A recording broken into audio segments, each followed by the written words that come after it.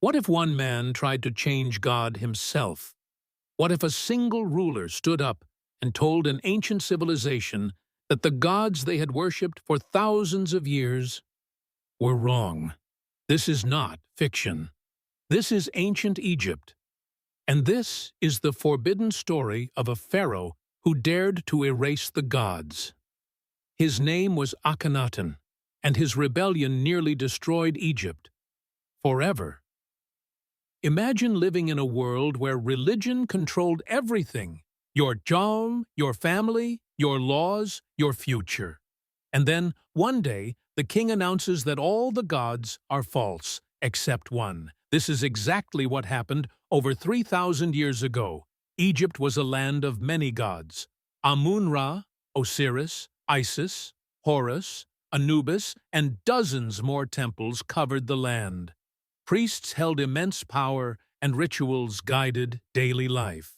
The gods were everywhere, and they had been worshipped for generations longer than memory itself. Then Akhenaten came to the throne, originally named Amenhotep IV. His name honored Amun, the most powerful god of Egypt. But something changed early in his rule. Historians still debate what triggered it. Some say a spiritual vision. Others say political strategy. But whatever the reason, Akhenaten made a shocking move. He rejected Amun and all other gods and declared that only one god was real: the Aten, the sun disk, not a god with a human form, not a god of myths, but a glowing force of light that gave life to everything. This was the first known attempt at monotheism in human history, long before Christianity, Islam, or Judaism. Akhenaten did not stop at words. He erased the names of other gods from temples. He closed shrines. He stripped priests of power and wealth. He ordered statues smashed and inscriptions destroyed. Even his own birth name, which praised Amun, was changed to Akhenaten, meaning servant of the Aten. This was not just religious reform. This was a direct attack on the heart of Egyptian society. The priests were furious, the people were confused, and the balance that held Egypt together began to crack. Akhenaten went further. He abandoned the ancient capital of Thebes and built a brand new city in the desert called Akhenaten, modern-day Amarna, a city dedicated only to the Aten. This city was built quickly, filled with open temples where sunlight could touch the altars, because the Aten was not worshipped in darkness, but in light. Art changed dramatically. Statues no longer showed perfect, timeless pharaohs. Instead, Akhenaten was shown with an elongated skull, narrow chest, wide hips, and strange features. Some believe this style was symbolic. Others think it reflected real physical traits. But the message was clear. This was a break from tradition, like nothing before. The royal family was shown in intimate scenes, kissing, playing with children, living like ordinary people under the rays of the Aten. This was unheard of. Before, the pharaoh was no longer distant and divine. He was a living servant of a single god. Akhenaten ruled alongside his powerful wife Nefertiti, one of the most mysterious women in history. She appeared beside him. In religious rituals, a role usually reserved for gods and kings. Some scholars believe she was co-ruler. Others think she eventually ruled alone for a short time after Akhenaten disappeared from records. But while the royal family focused on religion, Egypt itself was falling apart. Foreign territories, rebelled enemies, attacked borders, and Akhenaten ignored them. Letters from governors begging for military help were found in the Amarna archive. Many unanswered. The pharaoh was focused on the heavens while the earth burned. This neglect weakened Egypt dramatically inside the country. Resentment grew. Priests lost income, workers lost jobs, and ordinary people felt abandoned. The old gods were not just religious figures.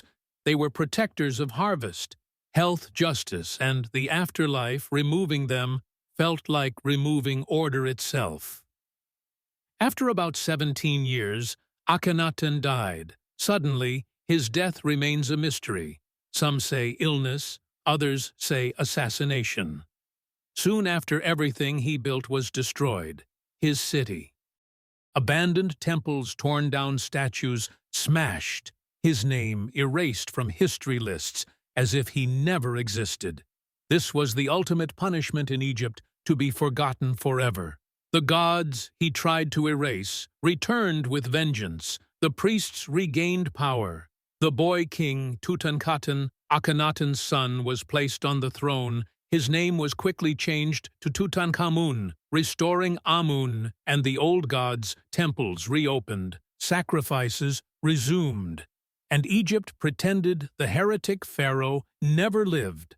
Akhenaten became known as the enemy of the gods, the criminal king, the one who disturbed cosmic order for centuries. His story was buried beneath sand, silence, and stone, but traces survived. Fragments of art, ruins of Amarna, broken inscriptions, and unanswered questions. Why did Akhenaten do it? Was he a visionary? Ahead of his time, a spiritual revolutionary who glimpsed a deeper truth about existence? Or was he a fanatic who destroyed stability in pursuit of a personal belief? Some modern scholars see links between Atenism and later monotheistic religions, the idea of one God light as life, truth without idols, echoes in later faiths. Though there is no direct proof of connection, the similarities are unsettling. What is certain is that Akhenaten terrified the priesthood because he proved gods could be replaced, belief could be rewritten, and power could shift. That idea was more dangerous than any enemy army, which is why, after his death, his memory was hunted, erased, and cursed. History itself tried to silence him. But time has a way of revealing forbidden stories. Today, Akhenaten stands as one of the most controversial figures in ancient history. A man who challenged thousands of years of tradition, dared to erase gods, and paid the ultimate price.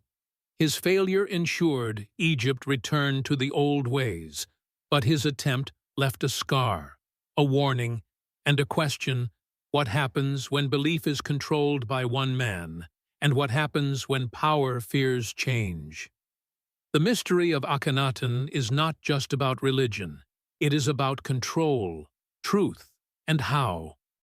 Far authorities will go to erase ideas that threaten their world.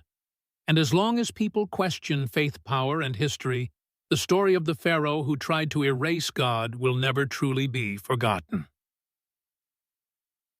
Please don't forget to subscribe, like, share, and comment on how you think about this video. Your humble opinions are welcome.